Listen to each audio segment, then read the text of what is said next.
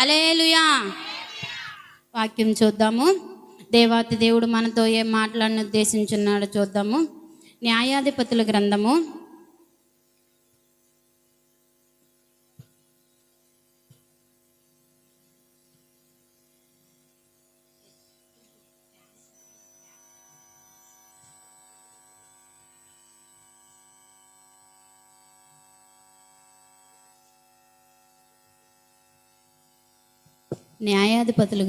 6వ అధ్యాయము 6 నుంచి చూడండి.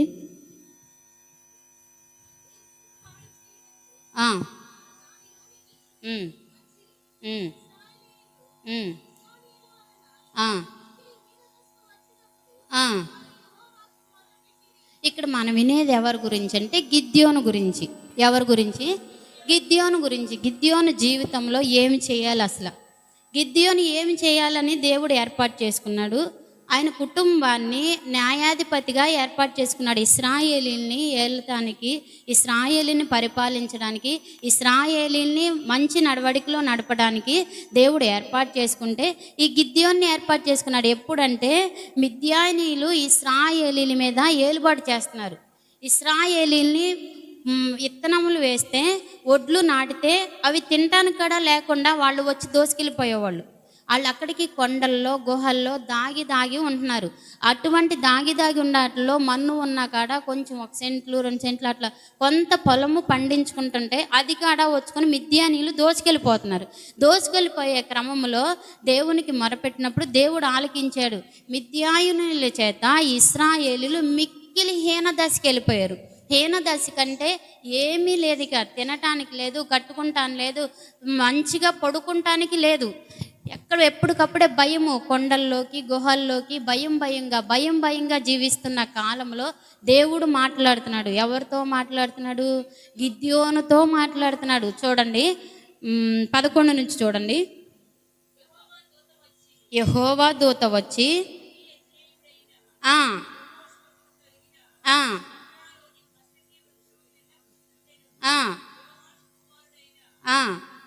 గిద్యోను మిద్యానీయులకు భయపడి మరుగై ఉండునట్లు గానుగ చాటున యెహోవా దూత అతనికి కనబడి, పరాక్రమము గల బలాఢ్యుడా, యెహోవా నీకు తోడై ఉన్నాడని. అతడు ఎవరంటున్నారు ఇక్కడ? దూత. మనుషులకు భయపడుతున్నారు, మిద్యానీయులకు భయపడుతున్నాడు, అక్కడున్న రాజులకు భయపడుతుంటే దేవుని దూత వచ్చి మాట్లాడుతుంది. ఎవరితో? గిద్యోనుతో. గిద్యోను అన్నాడు, పరాక్రమం గల బలాఢ్యుడా అని అంటే ఆశ్చర్యపోతున్నాడు. నేను పరాక్రమం గలవాడిని ఏంటి? నేను బలహీనుడను. నాకు మిద్యానీయులంటే భయం వేసే నేను గానుగ చాటున ఒక మిషన్ యంత్రాలు తయారు చేసే చాటున నేను దాగి ఉంటే నన్ను పరాక్రమం గలవాడు అంటున్నాడేంటని దేవదూత వైపు చూస్తున్నాడు. ఎవరు? గిద్యోను చూస్తున్నాడు. పరాక్రమం గల బలాఢ్యుడా, నేను నిన్ను ఏర్పాటు చేసుకున్నాను, నా ప్రజలైన వారిని నడిపించడానికి నాయకుడిగా నేను నిన్ను ఏర్పాటు చేసుకున్నానని గిద్యోనుతో దేవదూత మాట్లాడుతుంటే నమ్మట్లేదు. ఎవరు? గిద్యోను నమ్మట్లేదు. ఎందుకు నమ్మట్లేదంటే ఇప్పుడేమో మిద్యానీయులు బహు జనముగా బలము గల వారిగా ఎక్కువ సంఖ్యగా ఉన్నారు. ఇశ్రాయేలీలేమో తక్కువగా ఉన్నారు, భయపడుతూ ఉన్నారు. యుద్ధానికి వెళ్ళే పరాక్రమశాలులు లేరు. లేపటం వల్ల భయపడుతుంటే దేవదూత మాట్లాడుతుంటే నిజంగానే నాతో నేను మాట్లాడేది, నిజంగానే నన్నేనా దర్శించేది, నేనేనా బలం గలవాడిని అని చూస్తుంటే దేవదూత మాట్లాడుతుంది. బలాఢ్యుడా లెగు, మిద్యానీయుల మీదకి నువ్వు వెళ్ళు, నేను నీకు తోడుగా ఉంటాను అని చెప్తే ఈయన అంటాడు, 3 నువ్వే నిజంగా దేవుడు పంపించిన దేవదూతవైతే, దేవుడే ఇశ్రాయేలీల పక్షానుంటే 3 గొప్ప కార్యాలు చేయాలని ఒక గొప్ప కార్యం అడిగాడు. ఏం చేస్తున్నంటే గొర్రెల మందలు ఉన్నాయి కదా, పొలంలో గొర్రెల మందలు ఉన్నాయి, వాటి బొచ్చు కత్తిరించి ఇప్పుడు మనము ధాన్యము ఒక కుప్పగా పోసి నూరుస్తారు కదా, అలా కళ్ళంలో ఈ గొర్రె బొచ్చు ఎండబెట్టారు. ఎండబెడితే దేవదూతతో చెబుతున్నాడు గిద్యోను, ఆ గొర్రె బొచ్చు అంతా తడవాలి, పక్కన నేల మాత్రం తడవకూడదని ఆ దేవదూతతో అడిగినప్పుడు, అదే సరేనయ్యా, నేను దేవదూతను కాదని, దేవుడు చెప్పటం లేదని, లేకపోతే నీకు నమ్మకం లేదు కాబట్టి ఈ రాత్రికి నువ్వు చూడు అని చెప్పినప్పుడు ఆ రాత్రికి అలా ఉండి తెల్లవారు వెళ్ళేసరికి గొర్రె బొచ్చంతా తడిసి ఉంది, మంచుతో నిండిపోయి ఉంది. నిండిపోయి ఉంటే అది నమ్మాడు. అప్పటికైనా విశ్వాసం ఉంచాలి. మరలా రెండోసారి అడుగుతాడు, అయ్యా నా గొర్రె బొచ్చు ఒక్కటే తడవకూడదు, నేలంతా తడవాలి అని చెప్పి అడుగుతాడు. అడిగినప్పుడు అదే రీతిగా నేలంతా తడిసింది, గొర్రె బొచ్చు తడవలేదు. సరే, అది అయిపోయింది. అయిపోయిన తర్వాత మరలా ఇంకా నమ్మకం రాలేదు. మనుషులు ఎన్నిసార్లు గొప్ప కార్యాలు చూసినా, వారి జీవితంలో ఎన్నెన్ని అద్భుతాలు చూసినా దేవుణ్ణి వెంటనే మర్చిపోతారండి. ఈ లోకంలో ఉన్న మనుషులకు అదే, దేవుణ్ణి నమ్ముకున్న వారికి, దేవుడంటే విశ్వాసం ఉంచి దేవుని ప్రజలై ఉండి కాడ దేవుడు చేసే కార్యాలను చూసి వెంటనే మరిచిపోయే మనుషులు ఎక్కువ ఈ లోకంలో. విశ్వాసులైన వారికి, దేవుని నమ్ముకున్న వారికి, నీ జీవితంలో నా జీవితంలో దేవుడు ఎన్ని గొప్ప కార్యాలు చేయలేదు, ఎన్ని అద్భుతాలు చేయలేదు. మనం విశ్వాసం ఉంచుతున్నామా? దేవుని మీద నమ్మిక ఉంచుతున్నామా? ఇంకా దేవుడు మాకేం చేశాడు, ఇంకా మా కుటుంబంలో ఏం చేశాడు, ఎన్ని మేలులు పొందిన కానీ దేవునికి కృతజ్ఞత కలిగి ఉండటం లేదు. ఎప్పుడు వరకు ఇంకా మేలు పొందాలి, ఇంకా మేలు పొందాలి, మా పిల్లల మేలు పొందాలి, మా మనవాళ్ళ మేలు పొందాలి, మాకే దేవుడు సహాయం చేయాలనే చూసేవారే కానీ దేవుడు మాకు ఎన్ని గొప్ప కార్యాలు చేశాడు. గొప్ప కార్యం చేసిన దేవునికి కృతజ్ఞతలమై ఉండాలని చెప్పి కృతజ్ఞత కలిగి ఉండటం తక్కువ అండి. దేవుడు చేసే కార్యాలను గుర్తించుకుంటాం తక్కువ. గిద్యోనును 2 సార్లు దేవుడు చెప్పినట్లు చేసినా ఇంకా పరీక్షిస్తున్నాడు. అయ్యా, నువ్వే దేవదూతు, దేవుడు పంపించి మిద్యానీయుల మీదకి వెళ్ళమంటే నేను ఆహారంని వండుకుని వస్తాను, అప్పుడు వరకు నువ్వు ఇక్కడే ఉండు, నేను తీసుకొచ్చింది భుజించాలి అని చెప్పినప్పుడు అప్పుడు వరకు చాలా నిదానంగా, ఒక్కొక్క మనుషులు పనులు చేస్తారు, ఎంత నిదానంగా చేస్తారో, ఒక్కొక్కరు చాలా చురుగ్గా చేస్తారు. అదే విధముగా ఈయన నిదానంగా చేసుకుని గొర్రెను వధించి మాంసాన్ని వండి తీసుకొచ్చే వరకు దేవదూత ఉంది. ఎందుకంటే ఈ గిద్యోనును బలపరచాలి, ఇశ్రాయేలీలకు న్యాయాధిపతిగా ఉంచాలని దేవుని సంకల్పం. ఈయనకేమో భయం, మిద్యానీయులంటే భయం. ఎందుకంటే వీళ్ళని తక్కువ సంఖ్యగా ఉన్నారు, మరలా గెలవలేరని భయంతో ఎక్కడికక్కడ భయంగా జీవిస్తున్న ఆయన్ని దేవుడు దర్శించి, నువ్వే న్యాయాధిపతిగా ఉండాలి, నా ప్రజలను పరిపాలించాలి, నా ప్రజలను నడిపించాలి అని దేవుడు మాట్లాడుతుంటే భయపడుతుంటే దేవదూత అలాగే నిలిచి ఉండి చూసింది. అప్పుడు వండుకొచ్చిన తర్వాత ఆ భోజనం తిన్న తర్వాత నన్ను అమ్మి అప్పుడు మిద్యానీయుల మీదకి వెళదామని దేవుని సన్నిధిలో ఉండగా దేవుడు మరలా మాట్లాడతాడు, నీ ప్రజలైన వారిని తీసుకెళ్ళు అని చెప్పిన 10,000 మందిని పోగేశాడు. ఎవరు? గిద్యోను. 10,000 మందిని పోగేస్తే దేవుడు అంటాడు, అంతమంది వద్దయ్యా, అసలే మిద్యానీయులేమో బహుజనముగా ఎక్కువగా అనేక మంది రాజులుగా ఉంటే వాళ్ళ మీదకి 10,000 మందే తక్కువ అనుకున్నాడు. దేవుడు అన్నాడు 10,000 మంది వద్దు అంటున్నాడు. మళ్ళీ భయపడుతున్నాడు. నిజంగా ఇప్పుడు వరకు దేవదూతేనా, దేవుడైనా మాట్లాడింది? ఇదేంటి 10,000 మంది వద్దంటే అక్కడేమో బహుజనముగా ఉన్నారు, మేమేమో తక్కువలో తక్కువ అనుకున్నా, ఇంకా తక్కువ అంటున్నాడు ఏంటి అని చెప్పి మరలా భయం. వెళ్తే విజయం వస్తుందంటావా? మరలా ఇశ్రాయేలీలందరినీ వారికి బానిసలుగా అప్పచెప్పేస్తానంటావా అని భయపడుతున్నాడు. ఎవరు భయపడుతున్నాడు? గిద్యోను భయపడుతున్నాడు. భయపడుతుంటే దేవాతి దేవుడు అంటాడు, మీరు ఒక నది దగ్గరికి వెళ్ళండి, నీరు త్రాగండి, ఎవరైతే అంతటా చూస్తూ నీళ్ళు తాగుతున్నారో వారినే తీసుకెళ్ళని చెప్పినప్పుడు ఏమని తీసుకెళ్ళి, వాళ్ళైనా యుద్ధ ఆయుధాలు పరాక్రమం గలవారే, వాళ్ళు వీటే బల్లెము తీసుకెళ్తాం కాదు, వాళ్ళు ఏం తీసుకెళ్లారు తెలుసా? యుద్ధానికి వెళ్ళేటప్పుడు ఒక కుండ ఏమైనా యుద్ధం చేస్తుందండి? కుండలో దివిటి, మూడవది స్తుతులు. ఈ 3 తీసుకుని యుద్ధానికి వెళ్ళారు. ఎవరి మీదకి? మిద్యానీయుల మీదకి. వెళ్తుంటే వాళ్ళు భయం వేసేసి 3 రాజులు ఏకమయ్యారు. మిద్యానీయులు, అమోనీయులు, ఇంకా అమాలేకీయులు, 3 రాజులు ఏకమయ్యి వీరి మీదకి వస్తుంటే వీరిని ఎప్పటికప్పుడే నాశనం చేయాలని వచ్చే వారి మీదకి వెళ్ళాలంటే భయపడుతుంటే వారు అనుకున్నారు, అమ్మో ఇంకేముంది, ఈ కుండల్లో ఉన్న దివిటీలు కాంతి వెలుగుతుంటేనంట ఒక రక్తము ఏరులై పారినట్టు కనపడుతుందంట మిద్యానీయులకి. ఇంకేముంది, రక్తం ఏరులై పారిపోతుంది, ఇశ్రాయేలీలు వచ్చేసారు, అందరినీ హతమార్చుకుంటూ వస్తున్నాడు అని చెప్పి ఒకరికొకరు పారిపోతా, ఒకరికొకరు కొట్టుకుంటా, ఒకరికొకరు నరుక్కుంటా వెళ్ళిపోయారు. కానీ వీళ్ళు వెళ్ళి కత్తి దూసి ఎవరి మీద యుద్ధం చేయలేదు, దేవుడే యుద్ధం చేశాడు. ఎవరి పక్షానుండి? ఇశ్రాయేలీల పక్షానుండి, గిద్యోను పక్షానుండి దేవుడు గొప్ప కార్యాలు చేసుకుంటూ వచ్చాడు. ఇప్పుడు వరకు గిద్యోను పట్ల దేవుడు ఏర్పాటు చేసుకున్నది, దేవుడు ఆయన చేసిన గొప్ప కార్యాలను మనం విన్నాము. ఇంకా చూద్దాము. 7వ అధ్యాయం 1వ వచనం. అనగా గిద్యోనును, ఇక్కడ గిద్యోనుకు పేరు మార్చాడు దేవుడు. మనుషుల్లో చాలామంది 2 పేర్లు పెట్టుకుంటారు. ముద్దు పేరు ఒకటి, స్కూల్లో పేర్లు ఒకటి. అదే రీతిగా దేవుడు కాడ 2 పేర్లు పెట్టాడు. ఒక పేరు ఏంటంటే గిద్యోను, పరాక్రమం గల బలాఢ్యుడా గిద్యోను. మరలా యెరుబ్బయేలు అని పెట్టాడు. ఏమని పెట్టాడు? యెరుబ్బయేలు అని పెట్టాడు. ఆ యెరుబ్బయేలుతో దేవుడు ఇంకా గొప్ప కార్యాలు జరిగించుకుంటా అనేక మందిని ఓడించి ఇశ్రాయేలీలకు ఇవ్వాల్సిన ప్రాంతాలన్నీ ఇచ్చుకుంటా, ఇశ్రాయేలీని ఐగుప్తుకి తీసుకువెళ్తా అనేక గొప్ప కార్యాలు చేసుకుంటా వెళ్తున్నాడు. వెళ్తున్న కాలంలో ఈయన ఇంకా యుద్ధాలు చేస్తున్న సమయంలో చూడండి, 8వ అధ్యాయము 22వ అధ్యాయం 22వ వచనం.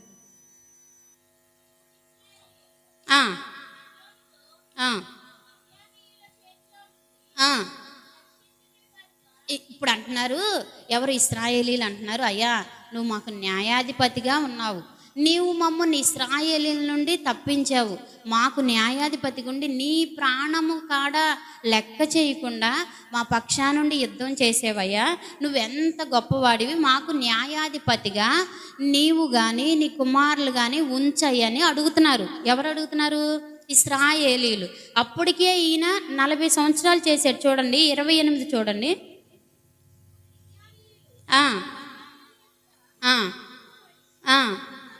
అటు తరువాత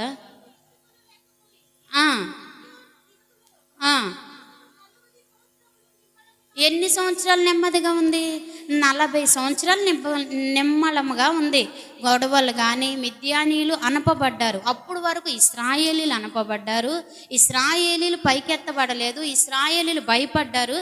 అటువంటి వారిని దేవుడే విజయాన్నించి దేవుడే గొప్ప కార్యం చేసి గిద్యోను ద్వారా న్యాయాధిపతిగా ఉండమని ఎవరు అడుగుతున్నారు? ఇశ్రాయేలీలు అడుగుతున్నారు. అయ్యా నువ్వు మా పట్ల గొప్ప కార్యాలు చేసావు, నీకు దేవుడు తోడై ఉండటం వల్ల మా మీద శత్రువులైన వారి యొద్ద నుండి మమ్మల్ని విడిపించావు, మమ్మల్ని ఒక ఉన్నత స్థితిలో ఉంచావు, మాకు భయం అంటూ లేకుండా 40 సంవత్సరాలు నువ్వు మమ్మల్ని మంచిగా న్యాయాధిపతిగా పరిపాలన చేస్తున్నావు కదా ప్రాయ గిద్యోను. నువ్వేం చేయాలంటే నీవు కానీ నీ కుమారులు కానీ, ఇప్పుడు నీ వయసు అయిపోయింది, ఏం చేయాలంటే నీ కుమారులు ఎవరినన్నా న్యాయాధిపతిగా నిలుపయ్యా అని చెప్పి వాళ్ళు అడుగుతున్నారు. చూడండి ఎలా అడుగుతున్నారో, చదవండి. నీ కుమారుడను నీ కుమారుల కుమారులను మమ్ము నేలమని వారు అడుగుతున్నారు. అందుకు గిద్యోను, నేను మిమ్మును ఏలను, నా కుమారుడును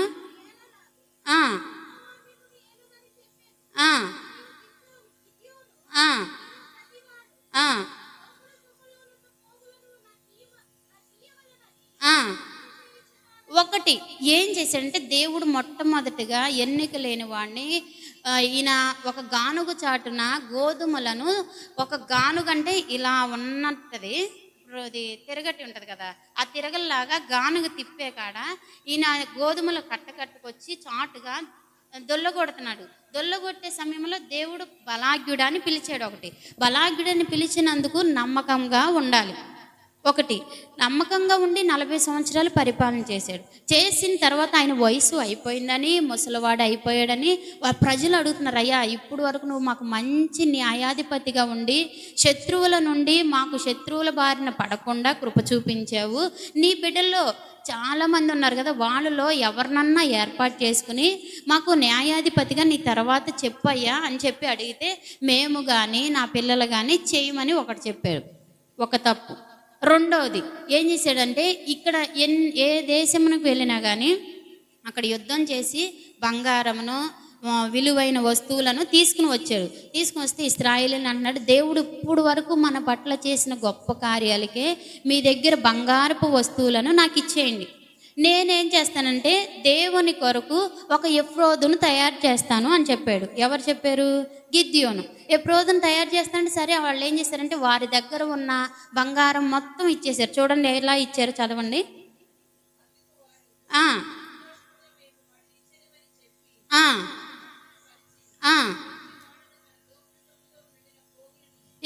నుంచి మిద్యానీల మీదకి, అమోనీల మీదకి, వాళ్ళ మీదకి వెళ్ళి యుద్ధం చేసి అక్కడి నుంచి తెచ్చిన దోపుడు సొమ్మంతా సంతోషంతో ఒక గుడ్డ పరిచి ఆ గుడ్డ మీద ఇచ్చేశారు. ఎవరికి ఇచ్చారు? గిద్యోనుకి ఇచ్చారు. గిద్యోను ఏం చేశాడు చూడండి, చదవండి ఇంకా. గిద్యోను రాజుల మీద నుండి చంద్రహారాలను ఆ ఆ ఆ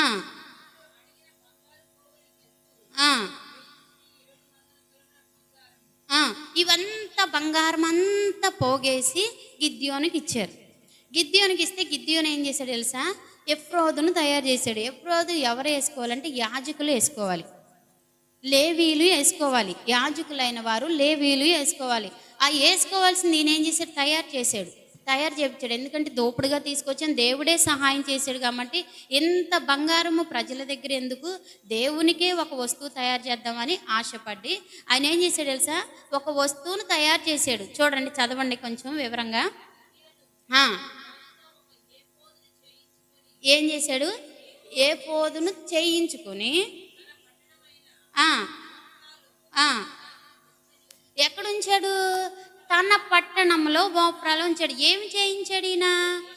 ఏఫోదును. ఏఫోదు ఎవరు వేస్తారు? యాజకులు, లేవీలు వేస్తారు. ఈయన ఎవరు? గిద్యోను ఎవరుగా దేవుడు ఏర్పాటు చేసుకున్నాడు? న్యాయాధిపతిగా ఏర్పాటు చేసుకున్నాడు. న్యాయాధిపతులు చేయవలసింది న్యాయాధిపతి వస్త్రమే ఉండాలి. లేవీలైన వారు లేవీ వస్త్రమే ఉండాలి. ఎవరు ధరించుకోవాల్సిన వస్త్రం ఇప్పుడంటే ఎవరు పడితే వాళ్ళు వేస్తున్నారు కదండి. అప్పుడు ప్రత్యేకతలు ఉండేవి. ఇశ్రాయేలీలకు నడిపించే వారికి, రాజులకు, న్యాయాధిపతులకు, దేవుని మందిరంలో చేసేవారికి ఒక్కొక్కరికి ఒక్కొక్క ఉపకరణములు దేవుడే తెలియచేసి అలంకరించాడు. అలంకరించిన దానిలో ఈ గిద్యోను ఏం చేయాలి? ఎఫోదును తయారు చేశాడు. ఎందుకంటే మిద్యానీయుల యొద్ద నుండి, వారి యొద్ద నుండి తీసుకొచ్చిన బంగారము వృధాగా వాళ్ళ దేవుడు పేరట చేసి మనకెందుకు అని చెప్పి అనుకుంటాం మంచిది కాబట్టి అది ఒక వస్తువుగా చేశాడు. ధరించుకునే ఒక చొక్కాయిగా చేసిన ఆయన ఏం చేయాలి? యాజకులకు ఇవ్వాలి. యాజకులకు కూడా ఏం చేశాడు తెలుసా? తన పట్టణంలో ఒక చోట పెట్టాడు. ఈయన ఈ పెట్టింది ఏం చేశారు ఇశ్రాయేలీలు? ఇంత బంగారం తీసుకెళ్ళి, ఎంత వేల బంగారం తీసుకెళ్ళి ఒక చోట పెట్టాడంటే దాన్ని ఒక విలువైన దానిగా మనం పూజించాలని, దేన్నైతే ఈయన దేవుని మందిరంలో పరికరముగా ఈయన తయారు చేపిస్తే అది ఒక దేవుడిగా పూజించడం ప్రారంభించారు. రెండో తప్పు, మొట్టమొదటిగానేమో నీవు ముసలివాడివి అయిపోయావయ్యా, ఇప్పుడు వరకు నెమ్మదిగా పరిపాలన చేసావు, నీ కుటుంబంలో నీ పిల్లలు కానీ పిల్లలు కానీ ఎవరొకొకరిని న్యాయాధిపతిగా ఉండటానికి మాకు చెప్పు అని చెప్పి ఇశ్రాయేలీలు అడిగారు. అడిగినందుకు మరి ఇశ్రాయేలీల ముందు నా పిల్లలు ఎంతమంది, ఆయనకి ఎంతమంది పిల్లలు లేసా? చదవండి 29.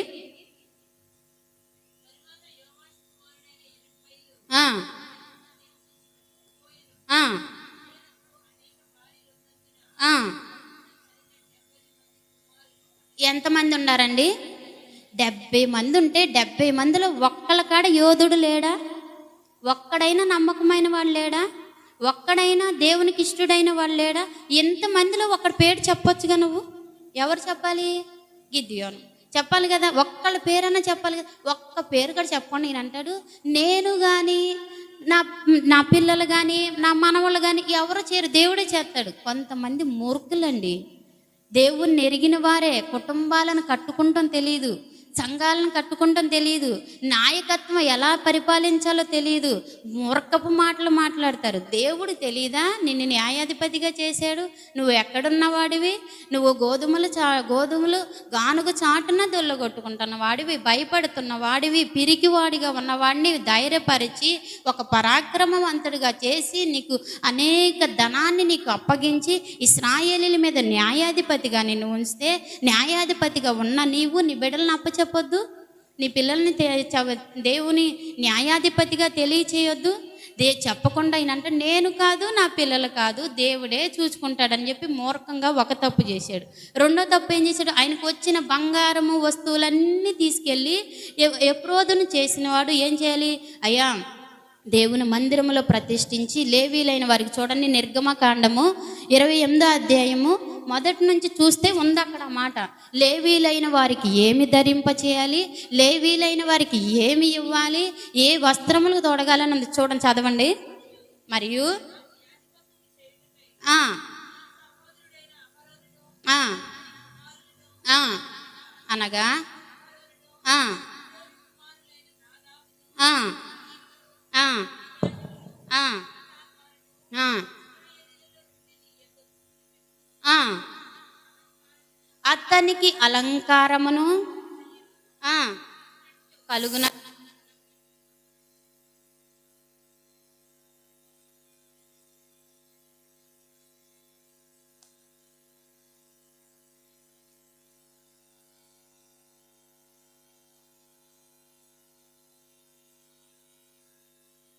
హల్లెలూయా. ఏం కుట్టాలండి? ప్రతిష్ఠిత వస్త్రం. ఎవరు కుట్టాలని చెప్పాడు? లేవీలకు కుట్టాలి. ఆ ప్రతిష్టమైన వస్త్రంలో ఈ ఎఫ్రోదు ఉంది. చూడండి, చదవండి. 5 నుంచి చదవండి. 28:5.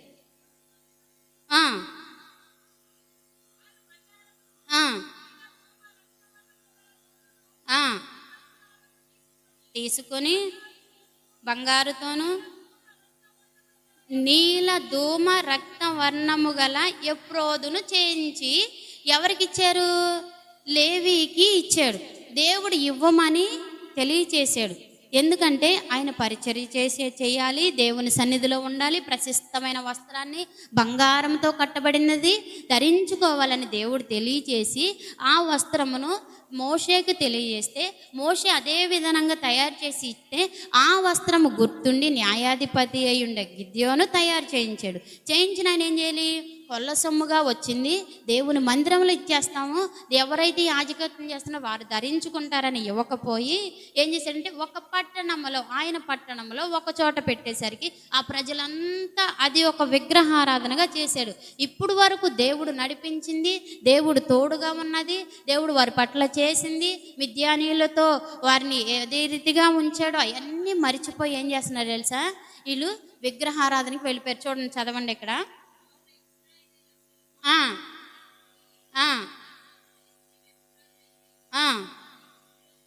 గిద్యోనుకును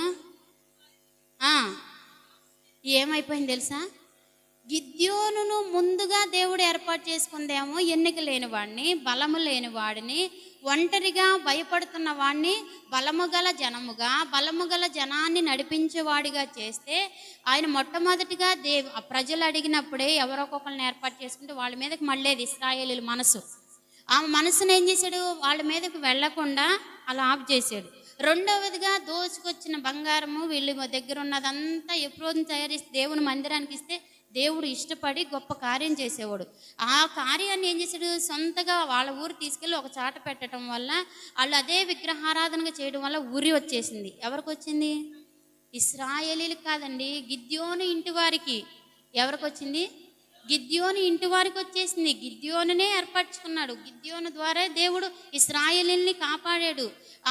ఎవరైతే శత్రువులు ఉన్నారో వారందరి దగ్గర వారందరూ అణచివేయబడ్డారు. శత్రువులు ఎంత అణచివేయబడిన తర్వాత దేవుడికి చేయవలసినది ఇశ్రాయేలీలకు చేయవలసింది చేయలేదు. ఇశ్రాయేలీలకు ఒక నాయకుడిగా ఉంచాలి, దేవుడికి ఇవ్వవలసిన ఎఫ్రోదును ఇవ్వకుండా దాచుకున్నాడు. ఒక ప్రత్యేకమైన ప్లేస్లో ఉంచడం వల్ల ఉరి వచ్చేసిందండి. ఎంత భక్తి అన్నా చేయండి, ఎంత నీతిగన్నా చేయండి, ఎన్ని గొప్ప కార్యాలు మీలో జరిగినాయి, దేవునికి ఇవ్వవలసింది ఇవ్వకుండా, దేవునికి చేయవలసిన స్తుతులు చెల్లించకుండా, దేవునికి చెప్పవలసింది యథార్థంగా చెప్పకుండా ఉన్నామా, మన జీవితంలో కూడా ఉరి అనేది వస్తుంది, శ్రమ అనేది వస్తుంది, మరణం అనేది వస్తుంది. ఇవన్నీ వస్తే ఎవరు తప్పించలేరండి. దేవుడే మన మీదకి రప్పిస్తే ఎవరు తప్పిస్తారు? ఎవరన్నా తప్పించగలరా? ఎవరు తప్పించలేరు. ఎవరు రప్పించారు ఈయన మీదకి ఉరి? దేవుడే. ఎవరి కుటుంబం మీదకి? మీ గిద్యోను కుటుంబం మీదకండి. గిద్యోను కుటుంబం ఎంతమంది అండి? 70 మంది. 70 మందికి ఒక్క రోజులో ఒక్కసారే వచ్చేసింది. ఎలా వచ్చిందో చూద్దాం, చూడండి.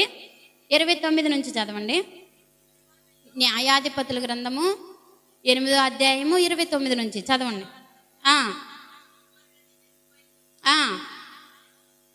చూసాం కదా, గిద్యోను పేరు మార్చబడ్డం యెరుబ్బయలు అని. ఆయన ఇంట నివసించడానికి వెళ్ళిపోయాడు. ఎందుకంటే ముసలివాడు అయిపోయాడు. బలహీనుడైపోయాను, నేను వెళ్ళిపోతున్నానని చెప్పి ఈ 2 కార్యాలు చేస్తే బాగుండేది. ఏ 2 కార్యాలు? వారి కుటుంబంలో ఎవరినన్నా న్యాయాధిపతిగా, రెండవదిగా దేవునికి ఇవ్వవలసిన ఎఫ్రోదును దేవునికి ఇచ్చేస్తే దేవుడు ఇంకా ఆస్వాదించేవాడు. ఈ రెండింటి తప్పు చేయటం వల్ల వారి కుటుంబం మీదకి మరణం వచ్చేసింది. ఈయన ఏం చేశాడు? నిదానంగా నెమ్మలంగా షెకెములో న్యాయాధిపతిగా ఆయన ఈయన ఏం చేశాడు తెలుసా? తన పట్టణం పల్లెటూరు వెళ్ళిపోయి ఇంటి దగ్గరికి నిదానంగా వెళ్ళిపోయాడు. వెళ్ళిపోతే ఏం జరుగుతుంది చూడండి. షెకెములో ఉన్న తన ఉపపత్నియు, ఎంత భార్యలకేమో 70 మంది పిల్లలు ఉన్నారు, ఉపపత్నికేమో ఒక ఆమె ఉంది. ఎంతమంది? 71 అయ్యారు. 71 అయినప్పుడు తన ఉపపత్ని కొడుకున్నాడని తెలుసు, ఈయనకి 70 మంది ఉన్నారు తెలుసు. ఒకళ్ళనన్నా న్యాయాధిపతి చేస్తే ఈ చిక్కులన్నీ వచ్చేవి కాదు, ఈ మరణం ఊరి అన్నది వచ్చేది కాదు. 2 తప్పులు చేయటం వల్ల న్యాయాధిపతిని చేయలేదు, మరలా దేవునికి ఇవ్వాల్సింది ఇవ్వలేదు, నిదానంగా ఇంటికి వెళ్ళిపోయాడు. ఇంటికి వెళ్ళిపోతే ఏం జరుగుతుందో చూడండి, చదవండి.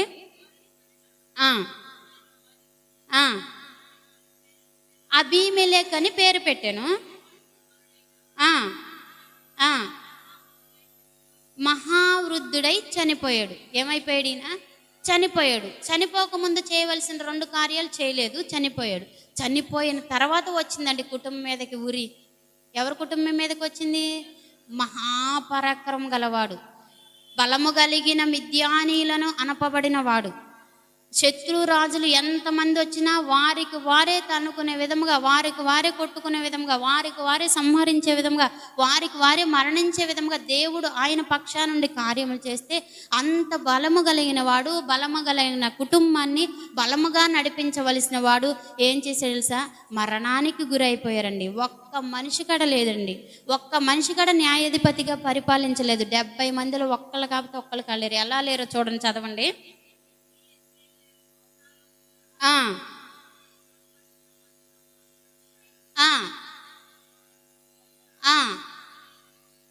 ఇక చాలు. ఏంటంటే గిద్యోను చనిపోయిన తర్వాత ఇశ్రాయేలీలకు భయం పోయింది.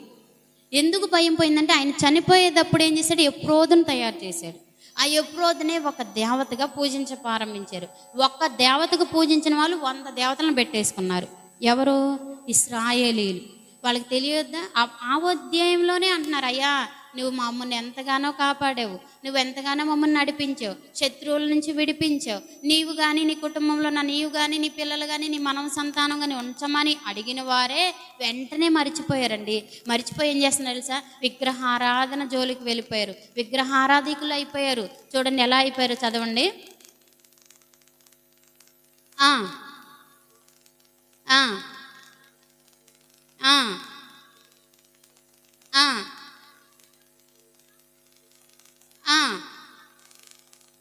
మరలా బయలును అనుసరించి వ్యభిచారులై బయల్బేతును తమకు దేవుడుగా ఎంతమందిని చూసావా? ముందుగానేమో ఒక దేవతని, వ్యభిచారులు అయిపోయారు. దేవతల్ని ఇక ఒక్కటి విడిచి అన్నిటినీ అనుసరిస్తున్నారు. భయం పోయింది. గిద్యోను నడిపించాడన్న ఆ మనస్సు లేకుండా పోయింది. ఎవరికి? ఇశ్రాయేలీలకి.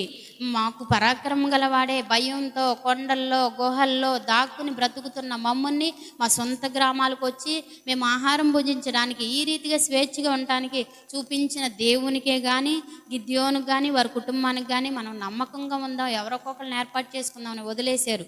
విగ్రహారాధికులు అయిపోయాడు. ఈ సమయంలో దుష్టుడు ఒకడిని రేపింది. గిద్యోను కుటుంబంలో ఒకడిని రేపింది. ఎవరి కుటుంబంలో ఒకడు? చూడండి, చదవండి 9 మొదటి నుంచి. అబీమెలెకు ఎవరు కూడుకొని మనం విన్నాం చూడండి. ఉపపత్ని. చూసావా? 28వ అధ్యాయం 31వ వచనంలో ఉంది, చదవండి మరలా ఒకసారి.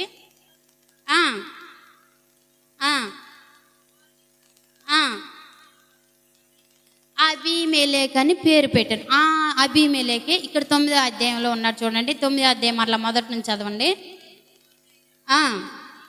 అబీమెలెకు ఎక్కడికి వెళ్ళాడు? ఎప్పుడైతే తండ్రి చనిపోయాడని తెలిసిందో వెంటనే షెకెముకి వెళ్ళిపోయాడు. షెకెముకు వెళ్ళిపోయి తన తల్లి సహోదరులను వెంట పెట్టుకుని వెళ్ళిపోయాడు. ఎక్కడికి వెళ్ళాడు? ఇశ్రాయేలీలని పరిపాలిస్తాకి నేను న్యాయాధిపతిగా ఉంటాను, నన్ను న్యాయాధిపతిగా చేసుకోండి. ఎందుకంటే 70 మంది కొడుకులు ఉన్నారు ఆయనకి. ఎవరికి? గిద్యోనికి. నేను కాడా గిద్యోను కుమారుణ్ణే, ఆయన ఉపపత్ని కొడుకునే, నేను కొడుకునే అవుతాను అని ఇశ్రాయేలీని మభ్య పెడుతున్నాడు. ఏమని మభ్య పెడుతున్నాడు తెలుసా? ఇశ్రాయేలీలారా, 70 మంది మిమ్మల్ని ఏళ్తే 70 ఆలోచనలు చెబుతారు. అన్ని ఆలోచనలు చేస్తారా? చేయలేరు కదా. వాళ్ళు ఒక పని అంటారు, వీళ్ళు ఒక పని అంటారు, వీళ్ళు ఒక పని అంటారు. ఇన్ని పనులు అంటే మీరు చేయలేరు.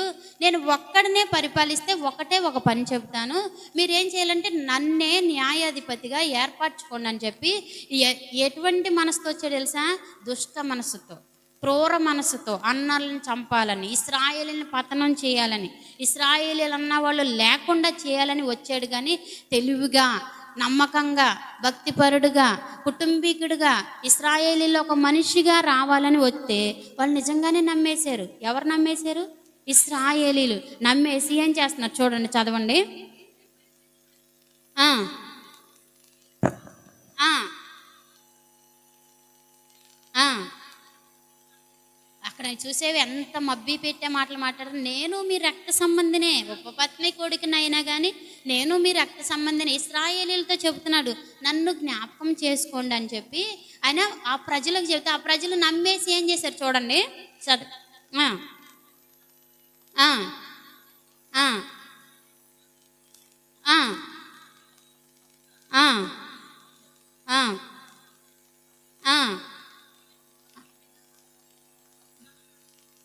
తమ హృదయములను అబీమెలెకు తట్టుకు తిప్పుకున్నారు.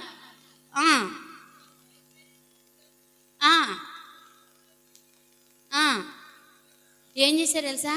అబీమెలెకుని ఇక న్యాయాధిపతిగా ఏర్పరచుకుందామని చెప్పి, నా దగ్గర ఏమీ లేదు, నేను న్యాయాధిపతి కావాలంటే నాకు కొంత డబ్బు కావాలి అని వారిని అడిగితే వాళ్ళు ఏం చేశారు తెలుసా?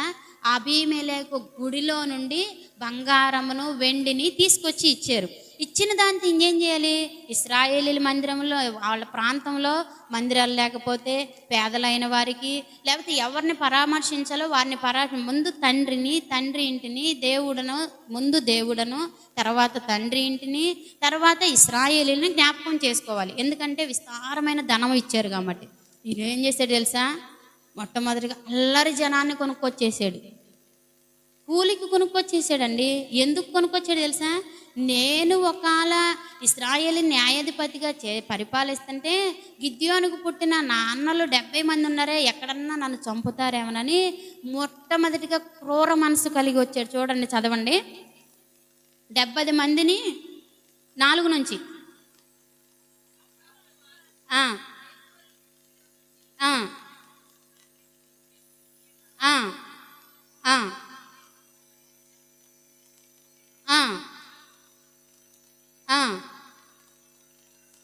ఆ ఇంటికి పోయి ఎరుబ్బయలును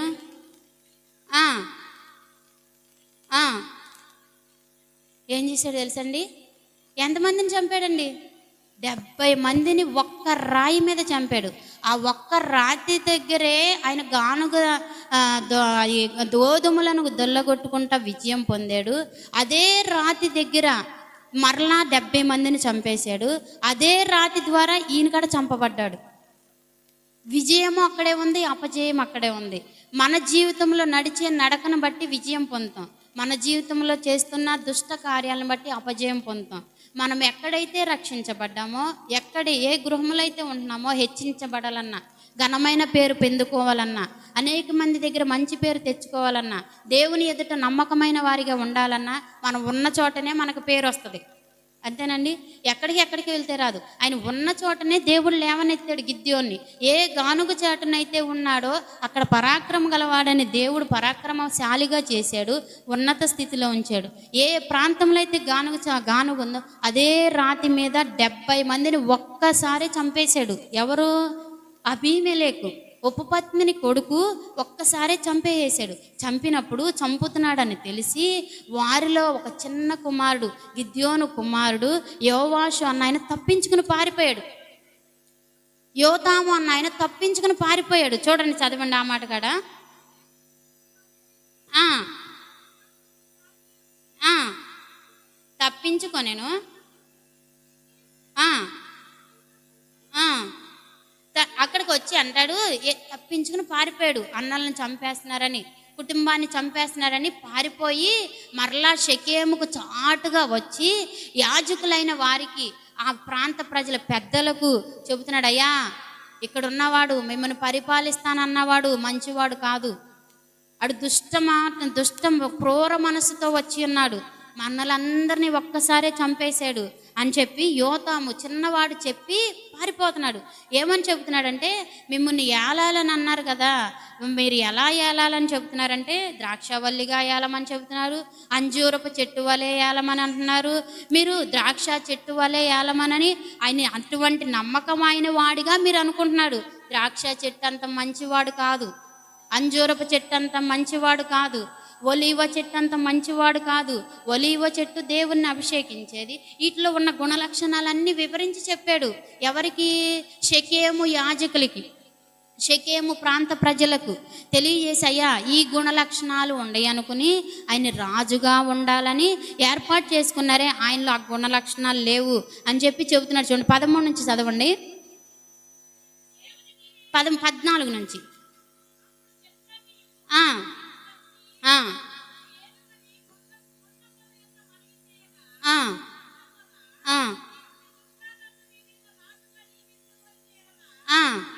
రండి అని చెబుతున్నాడు. ఎవరు చెబుతున్నాడు?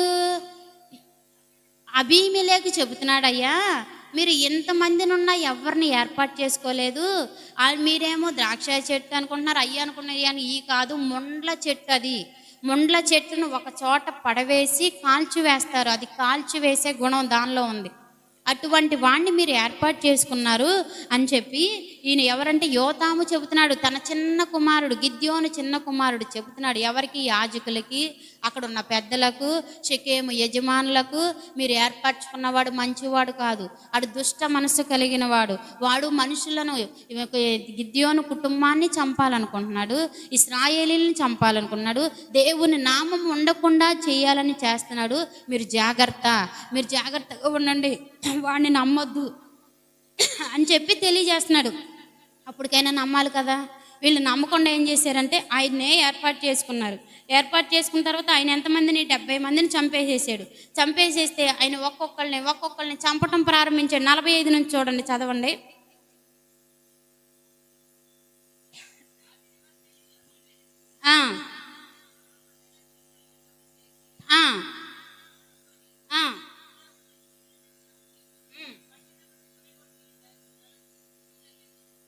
ఏం చేశారు చూడండి, చదివారా? అర్థమైందా?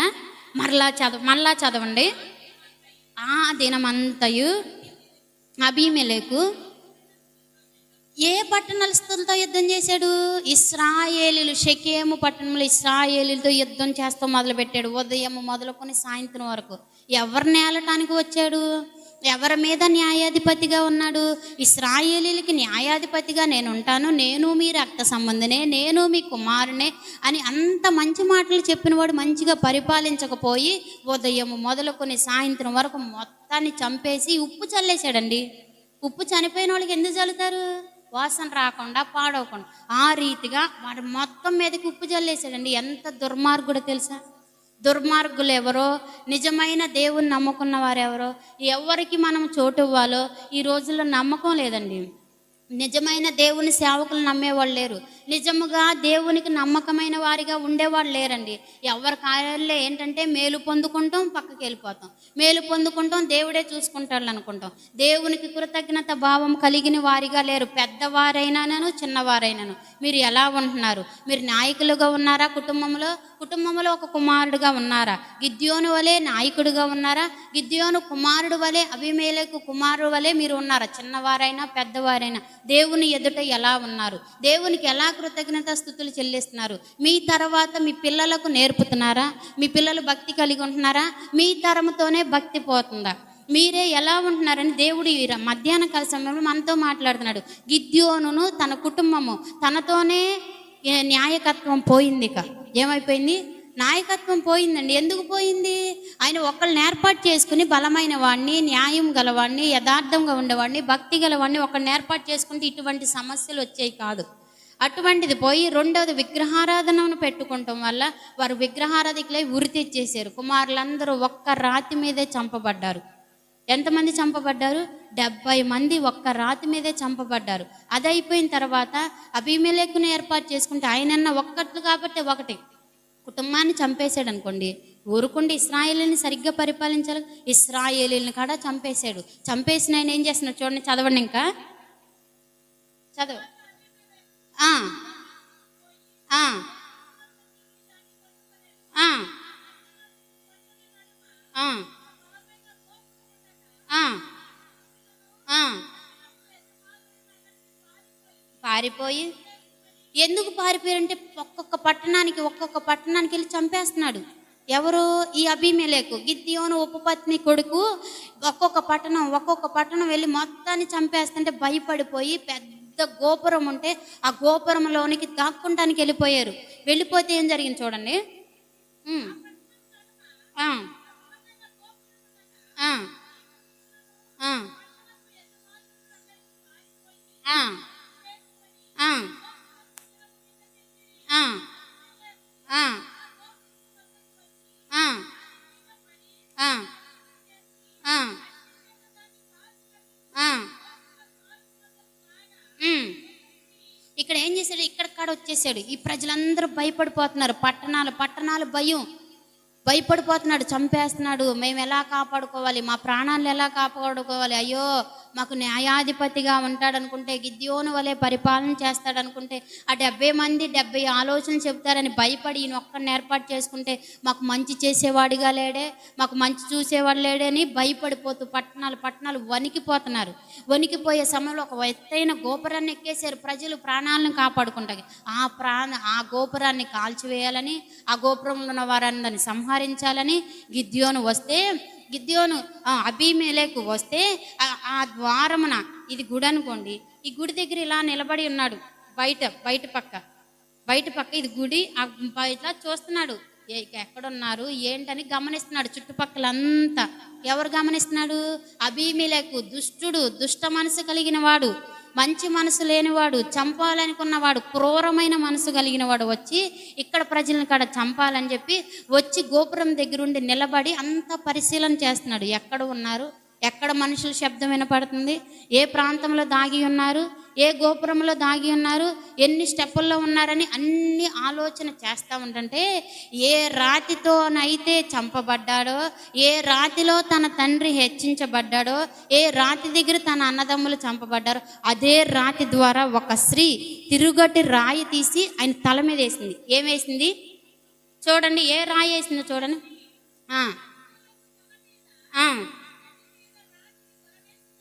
ఏం పడవేసింది తెలుసా? తిరుగటి గానుగ దగ్గరే ఆయన ఏర్పరచబడ్డాడు. ఆ గానుగ రాయి దగ్గరే 70 మందిని చంపబడ్డారు. అదే రాతితో చంపబడ్డాడు. ఏ మనసు కలిగి మనం ఉంటామో, ఏ స్వభావం కలిగి మనం ఉంటామో, ఎవరిని నాశనం చేయాలనుకుంటామో అదే మన వెంట వస్తుందని చూసుకోవాలండి. దేవుడు ఏర్పరచుకున్న బిడ్డలు, దేవుడు పుట్టించిన ప్రజలం మనం, దేవుడు ఎంపిక చేసుకున్న పుట్టించిన పిల్లలం మనం. మనము నమ్మకంగా ఉండాలి. పెద్దవారిగా ఉంటే నమ్మకంగా ఉండాలి, చిన్నవారిగా ఉన్నా నమ్మకంగా ఉండాలి. గిద్యోన్ని యోధుడిగా ఏర్పరచుకున్నాడు. కుటుంబానికి నాయకుడిగా, ఒక తల్లిగా, ఒక తండ్రిగా నిన్ను ఏర్పాటు చేసుకున్నాడా? ఒక తల్లిగా ఉన్నావా? ఒక తండ్రిగా ఉన్నావా? కుటుంబానికి చేయవలసిన న్యాయాన్ని చేస్తున్నావా? అన్యాయం చేస్తున్నావా? కుటుంబానికి న్యాయం చేసేవాడిగా ఉంటే ఈ లోకంలో కాదు, పరలోకంలో కూడా నువ్వు స్థిరపడగలుగుతావు. నీకు న్యాయకత్వం లేకుండానే పోయింది. ఎందువల్ల? సరైంది చేయలేదు గిద్యోను. కుటుంబానికి అప్పగించవలసింది అప్పగించలేదు, రాజ్యానికి ఇశ్రాయేలుకి ఇవ్వవలసింది ఇవ్వలేదు, ఇశ్రాయేలుని విగ్రహారాధికులుగా చేశారు. అందువల్ల ఏమైపోయింది? కుటుంబం మొత్తం పతనం అయిపోయింది. ఇశ్రాయేలీల్లో కల్లోలం రేగింది, భయము పుట్టింది. ఈ భయాన్ని దేవుడు చూడలేక, తన ప్రజల మీదకి వస్తున్న మరణాన్ని చూడలేక ఏం చేశాడు సార్? దుష్టుడైన వాడిని చంపడానికి, చూడండి ఆఖరిగా చదవండి ఇక్కడ.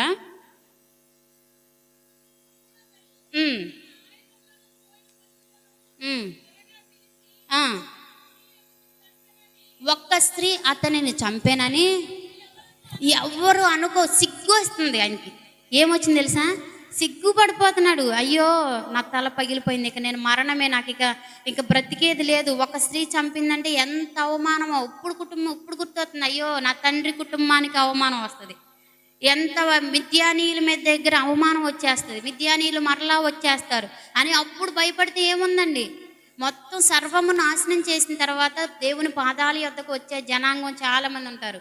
ముందు దేవుని దగ్గర మేలు పొందుకుంటారు, దేవుడే గొప్ప అనుకుంటారు, దేవుడే నడిపించేవాడు అంటాడు, దేవుడే మా పక్షాన ఉండారని దేవుణ్ణి పొగుడుతారు, దేవుణ్ణి పెట్టుకుంటారు, దేవుణ్ణి ముందుగా ఉంచుకుంటారు. అట్టా ఉంచుకున్న వాళ్ళు ఆఖరికి వచ్చేసరికి సర్వస్వం పోగొట్టుకుని మరలా నీవే మా దిక్కయ్యా, నీవే మా శరణమయ్య అంటే ఇంకేముంది? అంతా పోగొట్టుకున్నాక ఇంకా ఆయనే వదిలేస్తాడు. దేవుడు వదిలేసే స్థితిగా మన కుటుంబము మనము ఉండకూడదు. ఒక యజమానురాలుగా ఉన్న మనము కుటుంబాన్ని ఏ రీతిగా కాపాడుకోగలుగుతున్నాం? కాపాడుకునే వారిగా ఉంటున్నామా? శత్రువు చేతికి అప్పగిస్తున్నామా? దుష్టుడి చేతికి అప్పగిస్తున్నామా? ఈ గిద్యోను ఏం చేశాడు తెలుసా? దుష్టుడి చేతికి అప్పగించేశాడు. కుటుంబం మొత్తం పతనం అయిపోయింది. తన కుమారుడే వచ్చి ప్రలోభాలు పలికి కుటుంబాన్ని పతనం చేశాడు. ఎలా ఉన్నామండి మనం? కుటుంబాన్ని మన తరం తర్వాత దేవుని వైపు నడిపిస్తున్నామా? మనకు తర్వాత నిత్యరాజ్యానికి వారసులయ్యే మనమే కదా, మన పిల్లల కాడ వారసులయ్యే వారుగా ఉంటున్నామా? గిద్యోను న్యాయాధిపతి, ఆయన ఏం చేయాలి? తన న్యాయకత్వాన్ని పిల్లలు చేయాలి. ఏ గోత్రం వాడో తెలిసి ఈయన మనష్షే గోత్రం వాడు. ఈయన అంటాడు 6వ అధ్యాయంలో అంటాడు ఒకసాట, ఎన్నిక లేని గోత్రం వాడినయ్యా, చిన్న గోత్రం వాడిని నన్ను న్యాయాధిపతిగా ఉంచేవా అని చెప్పి చిన్న గోత్రాన్ని, ఆఖరి గోత్రాన్ని దేవుడు ఏర్పాటు చేసుకుంటే, అటువంటి ఏర్పాటు చేసుకున్న ఆ గోత్రంలో తరతరాలు న్యాయాధిపతిగా ఉంటే దేవుడి దగ్గర కాడ న్యాయాధిపతులుగా ఉండేవాళ్ళు. ఆ స్థానాన్ని పోగొట్టుకున్నారు. ఎవరు పోగొట్టుకున్నారు? గిద్యోను తన కుమారులు పోగొట్టుకున్నారు. ఎవరికి వెళ్ళింది? ఏ గోత్రానికి వెళ్ళింది? చూడండి 10వ అధ్యాయం మొదటి నుంచి.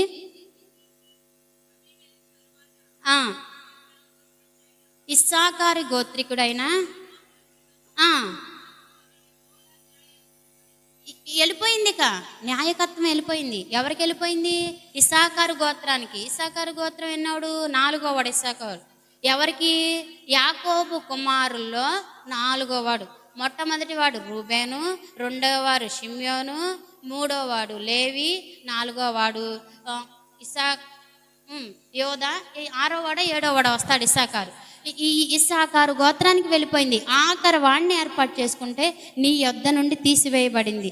దేవుడు నువ్వు ఎటువంటి వాడివైనా, కుటుంబంలో ఎన్నో వాడవైనా దేవుడు నిన్ను ఏర్పాటు చేసుకుని నిన్ను న్యాయాధిపతిగా, కుటుంబంలో ఉన్నతమైన వాడిగా, సంఘంలో ఒక మంచి పేరు కలిగిన వాడిగా దేవుడు ఏర్పాటు చేసుకుంటే, నువ్వు ఇచ్చిన దాన్ని పోగొట్టుకుంటే నీకంటూ ఇక గోత్రము ఉండదు, నీకంటూ న్యాయకత్వం ఉండదు, నీకంటూ విలువ ఉండదు, కుటుంబంలో విలువ ఉండదు. విలువ ఉందా? అదే గిద్యోను వాళ్ళ కుమారులు చెప్తే విలువ ఉండేది. పెద్దవాడు ఉన్నాడు, ఈయనకి అప్పచెప్పాడని విలువ పోగొట్టుకున్నాడు. అదే విలువ ఎవరికొకరు చెప్తే బాగుండేది, తన కుమారుడైన విలువను నిలబెడితే బాగుండేది. అసలు ఆ గోత్రంలో లేకుండా చేశాడు. ఎవరు? మనష్షే గోత్రానికి న్యాయకత్వం లేకుండా పోయాడు. ఇంకొకరిని చూద్దామా? ఒక కుటుంబం గురించిన్నాం. ఎవరి కుటుంబం గురించినా? గిద్యోను కుటుంబం. గిద్యోను చేయవలసినవి చేయలేదు. ఏం చేయలేదు? తన కుమారులను న్యాయాధిపతిగా చేయలేదు. రెండవది దేవునికి ఇవ్వవలసింది ఇవ్వలేదు. అందువల్ల తన పిల్లలు ప్రజలందరూ మరణానికి గురైపోయారు. తన మనష్షే గోత్రము న్యాయకత్వం నుండి పోయింది. ఒకటేమో న్యాయకత్వం ఇవ్వాల్సింది ఇవ్వలేదు, రెండోది విగ్రహారాధికులు అయిపోయాడు, మూడోదిగా న్యాయకత్వం నుండి తొలగిపోయాడు. అందువల్ల ఆయనకంటూ లేకుండా మనష్షే గోత్రానికి నాయకత్వం కానీ రాజులు కానీ లేకుండా పోయారు. తర్వాత రాజులు అయ్యారు.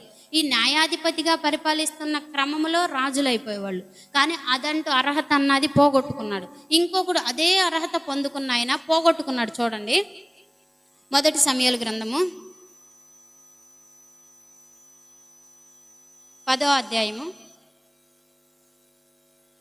మొదటి నుంచి.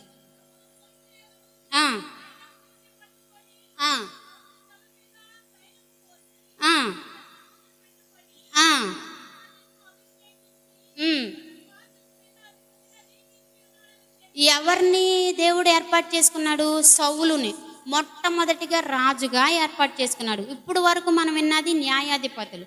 ఇశ్రాయేలీల్ని మొట్టమొదటిగా పరిపాలన చేసింది న్యాయాధిపతులు, తర్వాత పరిపాలన చేసింది రాజులు. మరి న్యాయాధిపతుల కాలంలో పోగొట్టేసుకున్నాడు, గిద్యోను కుటుంబం పోగొట్టుకుంది. మరి రాజుల కాలమునన్నా నిలబెట్టుకోవాలి కదా, ఈయనెవరు? సౌలు. రాజుల కాలంలో నిలబెట్టుకోవాల్సిన సౌలు ఎక్కడ గాడిదలను తప్పిపోతే వాటిని వెతుకుతాకి వెళ్తే అప్పుడు సమూయేలు ద్వారా మాట్లాడితే రాజుగా అభిషేకించబడ్డాడు. అభిషేకించబడిన తర్వాత ఈయనలో కొన్ని తప్పులు చేశాడు. ఎవరు? సౌలు. గిద్యోను తప్పులు చేశాడు, మొత్తం పతనం అయిపోయింది. అలాగే సౌలు కాడ తప్పులు చేశాడు. ఏమేం తప్పులు చేశాడో చూద్దాము. 18వ అధ్యాయము 17 నుంచి.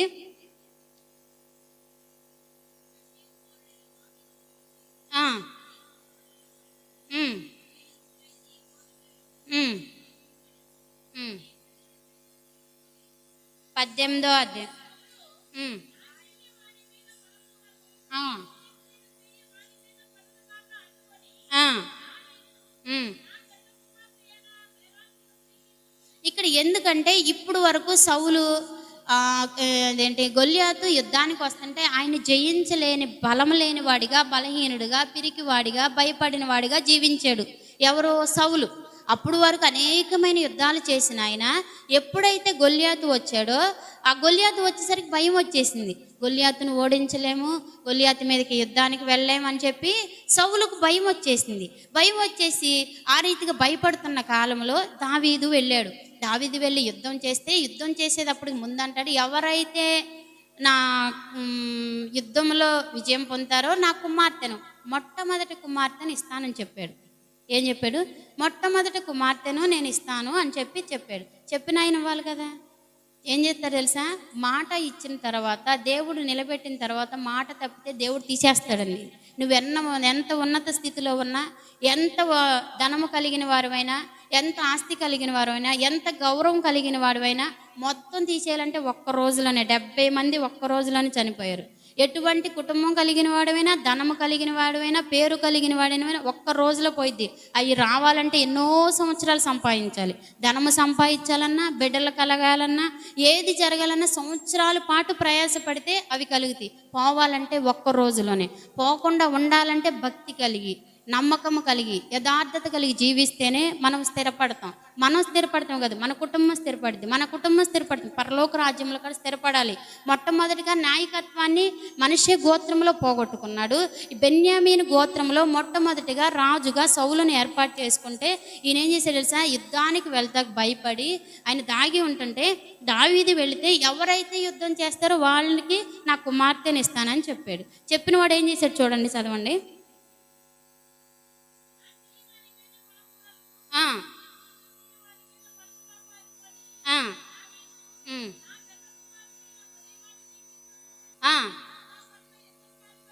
ఏం చేసి పెద్ద కుమార్తెని మెరీబాను ఇస్తానని చెప్పాడు, మెరాబును ఇస్తానని చెప్పాడు. అయితే మెరాబుని ఇచ్చాడా? ఎవరినిచ్చాడు? సౌలు భార్య మొట్టమొదట ఆమె ఎవరు? మీకాలు. రెండో కుమార్తెని ఇచ్చాడు. మాట తప్పేశాడు. ఎవరో తప్పేశాడు? సౌలు. మొట్టమొదటిగా అన్నాడు, నాకు ఎవరైతే ఈయన ఎవరో గొల్యాతును మీద యుద్ధానికి వెళ్ళి విజయం పొందుతారో ఆ విజయం ద్వారా నా కుటుంబంలో ఒక వ్యక్తిగా పెద్ద అల్లుడుగా చేసుకుంటానని మాట ఇచ్చాడు. మాట ఇచ్చాను ఆయన మొట్టమొదటిగా మాట తప్పేశాడు. గలిబిలి జరుగుతుంది, వెనక మళ్ళీ అరవకూడదు. ఏం పెద్ద కుమార్తెని ఇస్తానన్న ఆయన పెద్ద కుమార్తెను అవ్వకుండా మాట తప్పేసి వేరే వాళ్ళకి ఇచ్చేసాడు. ఆ పెద్ద కుమార్తెకు 5 కుమారులు పుట్టారు. సరే, అది వదిలేసేసాడు. చూడండి మరలా 28వ అధ్యాయం, 2 సమూయేలు గ్రంథం 28వ అధ్యాయం 13 నుంచి.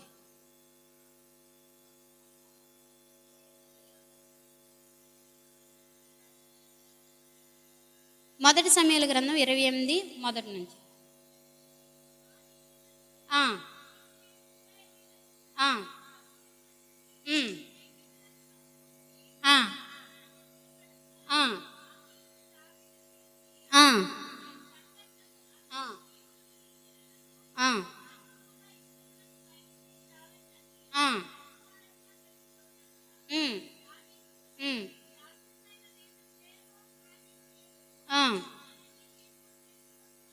చాలు. ఇక్కడ ఏంటంటే రెండోసారి ఈయన ఎక్కడ తప్పాడంటే 13 నుంచి చదవండి.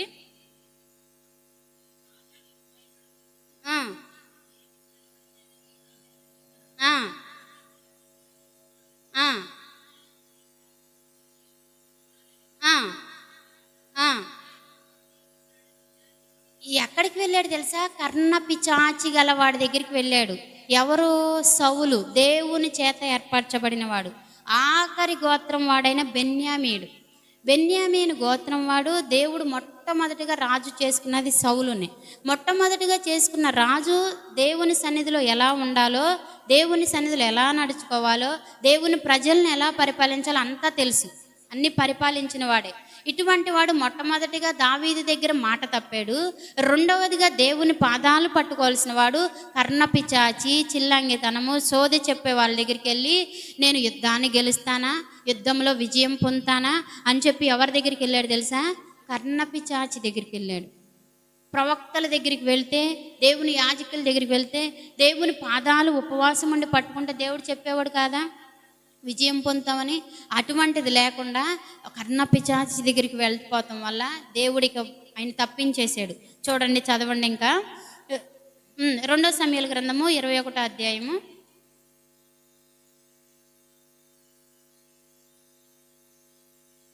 మొదటి నుంచి చూడండి.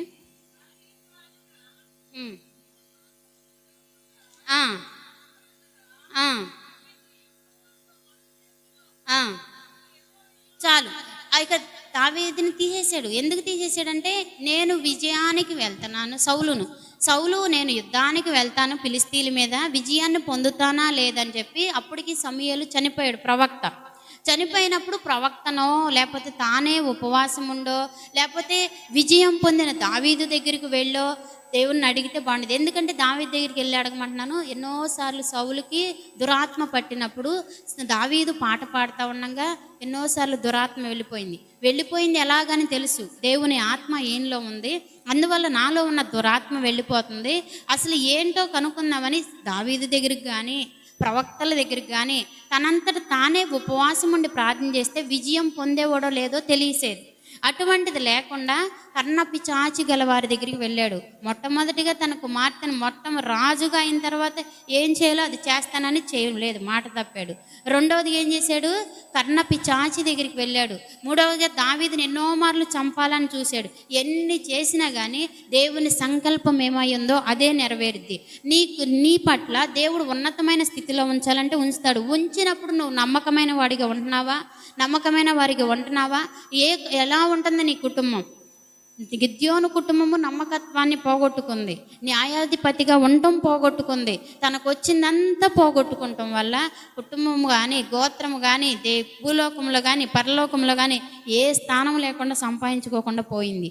ఇక్కడ సౌలు బెన్యామీను గోత్రికుడు, 12 మందిలో ఆఖరి వాడు గోత్రంలో ఉన్నవాడిని దేవుడు మొట్టమొదటిగా రాజుగా చేసుకుంటే మాట తప్పటం, శకునాలు చెప్పేవారి దగ్గరికి వెళ్తాం. దేవుడు చేసేవి చూశాడు, దేవుడు చూశాడు, అన్ని గొప్ప కార్యాలు చూసి కాడ కర్ణపిచాచి వద్దకు వెళ్తాం వల్ల ఫిలిస్తీన్ల చేతికి అప్పగించేశాడు దేవుడు. ఎవరిని అప్పగించేశాడు? సౌలును అప్పగించిన తర్వాత మొట్టమొదటిగా దావీదు భక్తుడు, ఇంకా సౌలు తన కుటుంబము చనిపోయిన తర్వాత ఇక దావీదు రాజ్య పరిపాలన చేస్తున్నాడు. ఎవరు పరిపాలన చేస్తున్నారు? దావీదు రాజ్య పరిపాలన చేస్తా మొట్టమొదటిగా అంతా గమనిస్తున్నాడు. ప్రజల్లో ఉన్న కరువును, ప్రజల్లో ఉన్నదంతా గమనిస్తున్నాడు. ఎలా గమనిస్తున్నాడు చూడండి, చదవండి 21.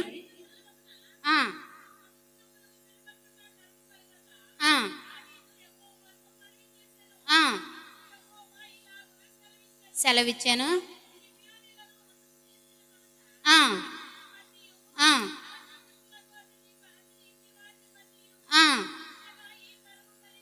ఏం చెబుతున్నాడు తెలుసా దేవుడు? ఎవరికి? దావీదికి ఏం చెబుతున్నాడంటే, అయ్యా ఇప్పుడు ఇశ్రాయేలీయుల ప్రజలకు బాగా కరువు ఉంది. ఈ కరువు ఎవరిని బట్టి వచ్చింది? ఈ కరువు పోవాలంటే నేను ఏం చేయాలి? నువ్వు నన్ను ఏర్పరచుకున్నావు, నన్ను రాజునుగా చేసావు. మరి నేను ఇశ్రాయేలీల్లో కరువు పోగొట్టుకోవాలంటే నీ దగ్గర సహాయం అడుగుతున్నానయ్యా. నీ సహాయం ఏంటి? నీ చిత్తం ఏంటి? నీ ప్రణాళిక ఏంటి? ఈ కరువును ఎలా తొలగించాలి? ఎక్కడి నుంచి ధాన్యం తేవాలి? ఏంటి ప్రభువా నీ చిత్తం అని దేవుని పాదాలు పట్టుకుని అడుగుతున్నాడు. ఎవరు అడుగుతున్నారు? దావీదు. అప్పుడు దావీదు సౌలు మీద శత్రుత్వంతో అడగట్లేదు. సౌలు లేడప్పటికి, ఫిలిస్తీన్ల చేత ఓడిపోయాడు, తనకు తానే కత్తి దూసుకుని చనిపోయాడు. అప్పటికి సౌలు చనిపోయాడు, తన కుమారుడు యోనాతాను చనిపోయాడు. ఆయన్ని బట్టి శత్రుత్వం లేదు. ఇంకా చనిపోయాడు కదని ఇశ్రాయేల్ని పరిపాలించే విధంగా అడుగుతూ చనిపోయినాక కాడ కుటుంబం మీదకి పతనం. ఎవరి కుటుంబం మీదకి? సౌలు కుటుంబం మీదకి. చనిపోయాడు కదా, ఇంకా ఆయనతో వదిలేయొచ్చుగా. కానీ చేసిన తప్పులను పిల్లల పిల్లల తరాలు అనుభవిస్తారండి. మనుషులు అనుకుంటారు మనతో పోయిద్దిలే, ఎవరు చూసి వచ్చిన, ఎవరు ఏం చేస్తారులే, ఎవరు ఏం కట్టుకుపోయేది లేదులే అని చెప్పి ఎలా పడితే అలా మాట్లాడతారు, ఎలా పడితే అలా నడుస్తారు.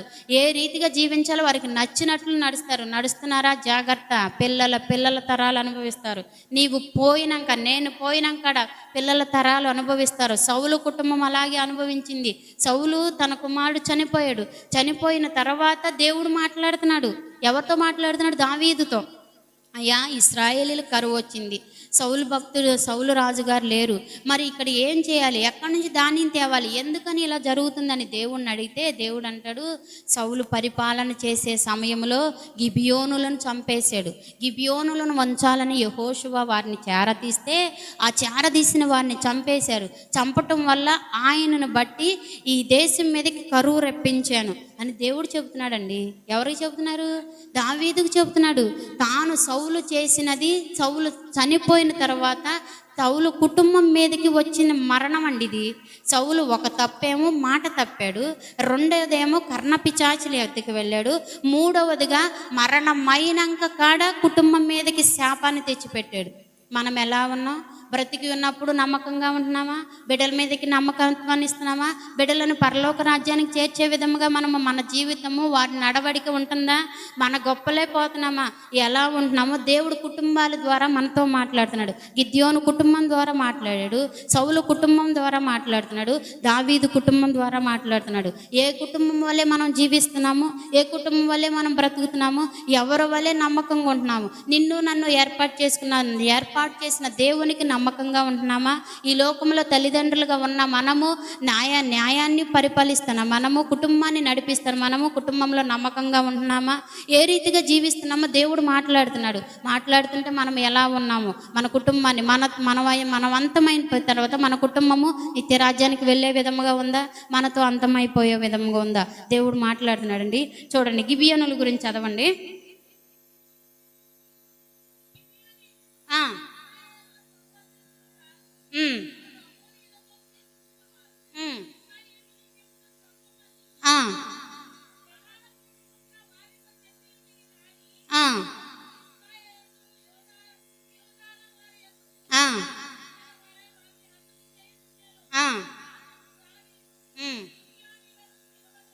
పిలువనంపి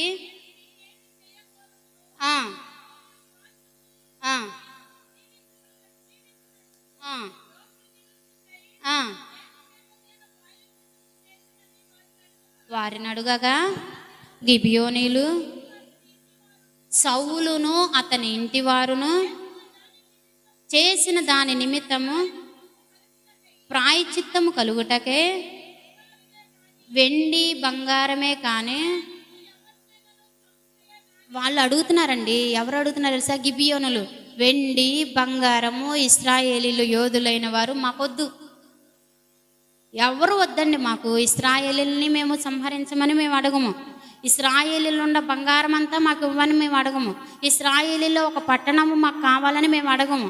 మాకు కావాల్సింది ఏంటంటే, ఎవరు కుటుంబం అయితే మమ్మల్ని పతనం చేసిందో వారి కుటుంబంలో శేషించి ఎవరున్నారో వారు మాకు కావాలి, మేము వారిని ఉరి తీసేస్తాం, ఇదే మాకని చెప్పి దావీదు అడిగితే దావీదుకి చెబుతున్నారు గిబియోను కుటుంబం. చెబుతున్నారు, చూడండి, చదవండి.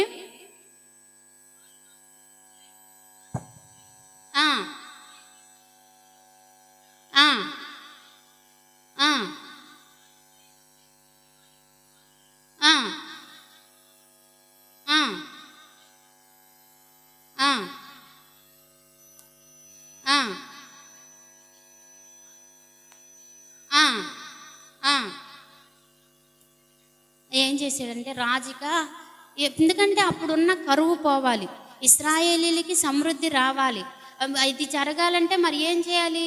దేవుణ్ణి అడిగితేనేమో గిబియోనులే చూపిస్తున్నాడు. గిబియోనుల వల్లే ఇదంతా కరువు వచ్చేసింది, గిబియోనులు నాకు మొర్ర పెడుతున్నారు, వారి మొర ఏంటో నువ్వు విని దాని పరిష్కారం చెయ్యి, అప్పుడు నేను సమృద్ధిని ఇస్తానని దేవుడు చెబుతున్నాడు. మరి గిబియోనులు చెప్పేదేమో ప్రాణాన్ని అడుగుతున్నాడు. ప్రాణం అడిగితే అప్పటికే దావీదు సౌలు కుటుంబంలో ఇంకొన్నారని నీకు తెలియదు. ఎవరికి? దావీదు తెలియదు. యోనాతాను కుమారుడు ఒకడున్నాడని తెలుసు కానీ ఇంకా కుటుంబం ఉందని తెలియదు. అప్పటి నుంచి గాలిస్తూ మొదలుపెట్టాడు. ఎవరు? దావీదు. గాలిస్తూ మొదలెడితే అప్పుడు దొరుకుతున్నారు చూడండి. 10వ వచనం, 21:10. ఆ ఆ ఆ ఎవరంటే రిప్సా అన్నామా సౌలుకి ఉపపత్ని. ఎవరేమా? సౌలుకి ఉపపత్ని. ఆమెకి 2 కుమారులు పుట్టారు. ఆమె బతికేదో ఆమె బతుకుతుంది. ఎక్కడో చాటునుంటూ బ్రతుకుతుంటే ఆమె కుమారులు లాక్కొచ్చాడు. ఎవరు? దావీదు. ఎందుకంటే వారి కుటుంబం కావాలంటున్నారు. గిబియోనులు అంటున్నారు, వారి కుటుంబంలో ఉన్నవారు మమ్మల్ని ఎలాగ త్రోసివేశారో, మమ్మల్ని ఎలా ఉండకుండా చేశారో వారి కుటుంబం కూడా ఉండకూడదు. అప్పుడే మేము వారి మీద కక్ష లేదు అని చెప్పి అనుకుంటుంటే ఆ సమయంలో ఈమె ఉపపత్ని కుమారులు 2 సౌలు కుమార్తె ముందుగా నేను ఇస్తానని చెప్పాడు కదా మెరీబా, ఆ మేరబు, ఆమె కుమారులు 5 మొత్తాన్ని తీసుకెళ్ళి ఉరి తీసేశారండి. చూడండి ఎట్లా తీశారు, చదవండి. ఆ ఆ ఆ ఆ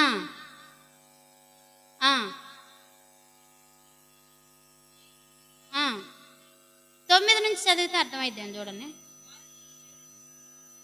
ఈ 7 తీసుకుని పోయి ఏం చేశారు తెలుసా?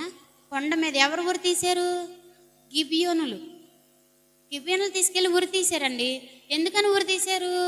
చేయవలసిన పరిపాలన సరిగ్గా చేయలా. ఎవరు చేయలేదు? సౌలు భక్తులు ఎందుకు ఆలోచించాలి? అసలు ఈ గిబియోనులు ఎక్కడి నుంచి వచ్చారు, ఎవరు ఉండనిచ్చారు, ఎందుకు ఉన్నారు, వాళ్ళతో మనకి ఎందుకులే, వారు ఒక పక్కనుంటే వాళ్ళే పడి ఉంటారులే అన్నది పోయి వారిని మొత్తాన్ని తోలివేశాడు. వాళ్ళని ఉండనవ్వకుండా చేశాడు. వాళ్ళు అప్పటి నుంచి మొరపెడతాం మొదలుపెట్టారు. అయ్యా మాకంటూ బ్రతుకు లేదా, మాకంటూ జీవితాలు లేదా, మమ్మల్ని ఇలా తోసారు, మేము ఎలా బ్రతకాలి అని మొరపెడుతుంటే ఆ మొర దేవుడు విని ఆయన చనిపోయిన తర్వాత దావీదుకు తెలియజేస్తున్నాడు. కరువు రప్పించేశాడు. ఎప్పుడైతే దేవుడి దగ్గర మనవి చేసి, ఏంటయ్యా నీ ప్రజలను పరిపాలించమంటున్నావు, మరి ఇప్పుడు కరువు వచ్చేసింది, ఈ కరువును ఎలా తొలగించాలి, ఎక్కడి నుంచి ధాన్యం తేవాలి అని దేవుడిని అడిగితే గిబియోనులు చూపిస్తే, గిబియోనులు వాళ్ళు చెప్పిన మనవేంటంటే మాకు బంగారం వద్దు, మాకు ఒక ప్రాంతం వద్దు, మాకు ఇశ్రాయేలీలు వద్దు, ఎవరైతే మమ్మల్ని క్లించపరిచారో, ఎవరైతే మమ్మల్ని త్రోసివేశారో, ఎవరైతే మాకు కరువుకు కారణం చేశారో, ఎవరైతే మమ్మల్ని చంపాలని చూశారో వారి కుటుంబమే మాకు చాలంటే వారి కుటుంబం గురించి అంతా ఎతికితే 7 దొరికారు. ఆ 7 దొరకటం తర్వాత ఆ 7 ఉరి తీసేశాడు. సౌలు బెన్యామీను గోత్రంలో పరిపాలించడానికి ఒక్కడికాడ మిగిలిలేడు. ఒకడన్నా మిగిలి ఉన్నాడా? పరిపాలించడానికి ఎవ్వరు లేరు. కుటుంబం పతనం అయిపోయింది. గిద్యోను కుటుంబము మొత్తం పతనం అయిపోయింది. దావీదు కుటుంబము, సౌలు కుటుంబము, 7 ఒకళ్ళు కాకపోతే ఒకళ్ళన్న తర్వాత ఏదన్నా పట్టణాన్నన్నా పరిపాలన చేసేవాళ్ళు. వాళ్ళు కాడ లేకుండా మొత్తాన్ని తుడిచేసాడండి. ఎవరు తుడిచేసింది? దేవుడే. మనం ఉన్నంత కాలమే బాగుండలే, మన తర్వాత మన పిల్లలు అనుభవిస్తారులే అనుకుంటే కాదు.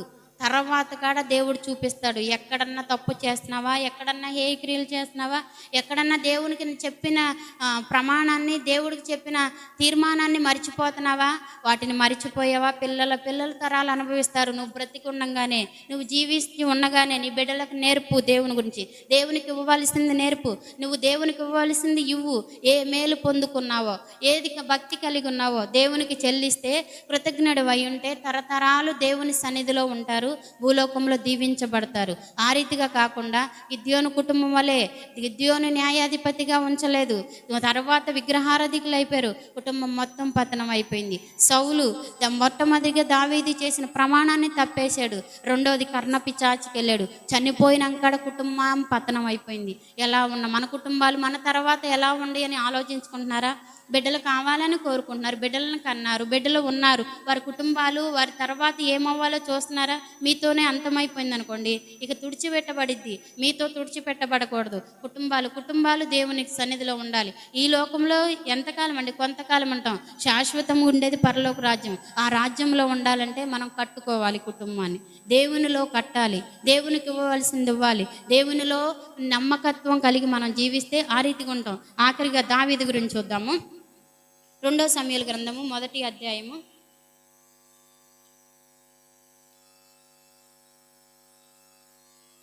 1 నుంచి.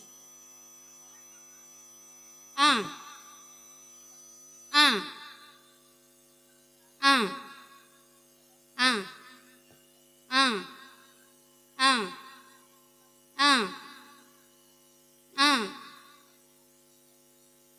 ఆ, ఆ, ఆ, ఆ, అడిగాను. ఆ, ఉమ్, ఆ, ఆ, ఆ, ఆ, ఆ, ఆ, ఆ. ఈయన చెబుతున్నాడు, ఎవరంటే చనిపోయారయ్యా, వాళ్ళు మొత్తం హతమైపోయారు, ఇంక వాళ్ళలో ఎవ్వరు లేరు బ్రతికి, ఆ రాజ్యాన్ని నీకు ఇస్తానని చెబుతున్నాడు. ఎవరు చెబుతున్నాడు? అక్కడ యుద్ధం నుండి తప్పించుకొచ్చిన ఆయన ఒక ఆయన. మనిషి ఇస్తే విజయం పొందుతారా? మనుషులు నిలబెడితే మనిషి ఏమన్నా నిలబడతాడా? ఒక మనిషి నిలబడాలన్నా, ఒక కుటుంబం ఉన్నత స్థితిలో ఉండాలన్నా, ఒక మనిషి పేరు పొందుకోవాలన్నా, వారు నడిచే నడకను బట్టే. నేను ఒక స్థితిలో ఉండాలన్నా, నీవు ఒక స్థితిలో ఉండాలన్నా, నీవు మంచి పేరు తెచ్చుకోవాలన్నా, చెడ్డ పేరు తెచ్చుకోవాలన్నా నిన్ను బట్టే. దావీదు నడిచిన నడకను బట్టి. దావీదు ఏమి నడిచాడు తెలుసా? మొట్టమొదటిగా ఆయన ఎక్కడికి యుద్ధానికి వెళ్ళినా కానీ చాలా నమ్మకంగా దేవుని ప్రజలను, ఇశ్రాయేలుని కాపాడడానికి చాలా నమ్మకంగా యుద్ధం చేశాడు. అదైపోయింది. రెండవదిగా ఏం చేసి తెలుసా? శత్రువైన సౌలు ఒక చోట ఉంటే అక్కడికి వెళ్ళి చంపడానికి అవకాశం ఉండగానే చంపలేదు. చంపాడా? అదే అవకాశం సౌలుకి వస్తే చంపేసేవాడు కదా, కానీ చంపలేదు, శత్రువులను చంపలేదు. ఎన్నోసార్లు ఎన్ని వచ్చినా తన కుమారులు ఎన్నోసార్లు వచ్చారు ఈయన్ని చంపాలని, రాజ్యాన్ని తీసుకోవాలని, వారిని కాడ చంపమని అనలేదు. అబ్షాలోము అన్నవాడు తండ్రి రాజ్యాన్ని తీసుకోవాలని వస్తే, అయ్యా వాడిని ఏమి చేయొద్దు యోబాబు, నా కుమారుని చంపవద్దు, శత్రువులైన వారిని ప్రేమించాడు, ఇశ్రాయేలీని కాపాడాడు. ఇటువంటివి చేయటం వల్ల దేవుడు ఆయన పక్షాన ఎంత గొప్ప కార్యం చేశాడు తెలుసా? ఆయన రాజ్యాన్ని స్థిరపరిచాడు. ఇక్కడ స్థిరపడటం కాదు, పరలోకంలో కాడ దావీదు రాజ్యమే, దావీదు సింహాసనమే పరిపాలన చేసేది. మనము ఈ లోకంలో ఉండగా స్థిరపడాలంటే శత్రువులైన వారు, మనల్ని దూషించేవారు, మన మీదకి శ్రమలు, దావీదు మీదకి అనేక శ్రమలు వచ్చినాయి, అనేక శత్రువులు వచ్చారు, అనేక నిందలు వచ్చినాయి, కుటుంబంలో అనేకమైన వచ్చినాయి. ఎన్ని వచ్చినా కానీ దేవుణ్ణి విడిచిపెట్టలేదు, దేవుని మార్గాన్ని తప్పిపోలేదు. ప్రతి ఒక్కటి దేవా ఇది జరుగుతుంది, నీ సన్నిధిలో నేను తప్పు చేశానయ్యా. ఒక పాపం చేశాడు, పాపం చేశాను ఆయన 7 రోజులు పారులాగా పడి లెగవకుండా ఏడ్చాడండి. ఆ ఏడుపు ఎలా ఏడ్చాడు తెలుసా? పరుపు పైకి తేలినంత ఏడ్చాడంట. ఒక తప్పు చేసి ఏడ్చాడు. తన కుమారులు వస్తుంటే కుమారులను బట్టి, అయ్యా వారిని క్షమించు, చిన్నవారు తెలియదయ్యా అని వారిని క్షమాపణ అడిగాడు. శత్రువు రాజులు వస్తుంటే సౌలు దాన్ని చంపాలనుకుంటే ఎన్నో మార్లు తప్పించుకు తిరిగాడు, కానీ తిరుగుబాటు చేసి చంపలేదు. ఎన్ని వచ్చినా కానీ వాటన్నిటిలో దేవునికే స్తుతులు చెప్పిస్తూ, దేవుణ్ణే ప్రార్థిస్తూ, అహితోపేలు అనేవాడు దుష్ట ఆలోచన చేసిన కానీ ప్రవ్వా ఆలోచన మార్చన్నాడు, కానీ వాడిని చంపు ప్రవ్వా, వాడిని చంపుతాకి వెళ్తాను కానీ అడగలేదు. ఎక్కడ ఒక్క మాట కూడా తప్పు చేరకుండా యథార్థంగా నమ్మకంగా ఇశ్రాయేలుని పరిపాలించాడు. కుటుంబాన్ని కాపాడుకుంటూ వచ్చాడు. కుటుంబంలో వస్తున్న శ్రమలను చూసి, అయ్యో నా బిడ్డల్లోనే విభేదాలు వస్తున్నాయి అయ్యా, వారిని కాపాడయ్యా, వారిని కట్టయ్యా అని కుటుంబం కొరకు కుటుంబం. దావీదు అంటాడు, ఒకసారి మనం భోజనం చేస్తూ తన కుమారులకు చెబుతూ, అయ్యా నేను మనుషులందరూ పోవలసిన మార్గంలో పోతున్నాను, నీవు భయభక్తులు కలిగి ప్రార్థనా జీవితం కలిగి నరులను పరిపాలించిన విధానంలో బిడ్డలకు నేర్పుతున్నాడండి భోజనం పల్లకాడ. ఎవరు? దావీదు భక్తుడు. లోకులందరూ పోవలసిన మార్గంలో నేను పోతున్నాను, నాకు ఇంకా మరణకాలం వచ్చేసింది అని చెప్పి బిడ్డలందరికీ తెలియజేస్తున్నాడు. జాగ్రత్తగా ఉండండి, భక్తి కలిగి ఉండండి, ఈ సింహాసనాన్ని మరి తొలగించవద్దు, శత్రువులకు అప్పగించవద్దు, ఇది మనకి దేవుడిచ్చిన స్వాస్థ్యం, పరలోకంలో ఇదే పరిపాలన చేస్తుంది అని చెప్పి బిడ్డలకు నేర్పేవాడండి. బిడ్డలు సమాధానం లేకుండా క్రూర మనసు కలిగి, దుష్ట మనసు కలిగి, వ్యభిచార మనసు కలిగి, పాపపు మనసు కలిగి ఉంటే వాటన్నిటిని సరిచేసుకుంటా వచ్చి కుటుంబాన్ని కాపాడుకున్నాడు, రాజ్యాన్ని కాపాడుకున్నాడు, సింహాసనాన్ని కాపాడాడు. ఇవన్నీ కాపాడడం వల్ల యుగ యుగాలు ఉండే లోకంలో దావీదు సింహాసనమే స్థాపించే విధంగా దేవుడు చేశాడు. గిద్యోనుకి అదే అవకాశం ఇచ్చాడు. నువ్వు తరతరాలు న్యాయాధిపతిగా ఉండు, కుటుంబాన్ని కాపాడుకో, రాజ్యాన్ని కాపాడు, నీకు ఇచ్చిన నాయకత్వాన్ని కాపాడుకోమంటే 3 తొలగిపోయాడు. తర్వాత సౌలుని ఏర్పరచుకున్నాడు. నీకు ఇచ్చిన కుటుంబాన్ని కాపాడుకో, రాజ్యాన్ని కాపాడుకో, నీకు ఇచ్చిన మొట్టమొదటి మొట్టమొదటి రాజ్యాన్ని కాపాడుకొని పరలోకంలో ఉంచంటే అవన్నీ పోగొట్టుకున్నాడు. దావీదుకి ఇచ్చాడు దేవుడు. ఇస్తే ఆయన ఏం చేశాడు తెలుసా? కుటుంబాన్ని శ్రమల్లో, కష్టాల్లో, బాధల్లో, నిందల్లో ఎటువంటి వచ్చినా కాపాడుకుంటూ తప్పించయ్యా, క్షమించయ్యా, పాపినయ్యా అన్నిటిని అడుగుతూ దేవుని సన్నిధిలో ప్రాధేయత పడటం వల్ల దేవుడు ఏం చేశాడు తెలుసా? ఉన్నతమైన స్థితిలో సింహాసనాన్ని ఇచ్చాడు, పరలోకంలో స్థిరపరిచాడు. మనము కాడ, మన కుటుంబం కాడ స్థిరపడాలంటే, పిల్లల స్థిరపడాలంటే మనం దేవునిలో నమ్మకంగా ఉండేవారుగా ఉందాం. దేవుడి చిన్న వాక్యం దీవించును గాక.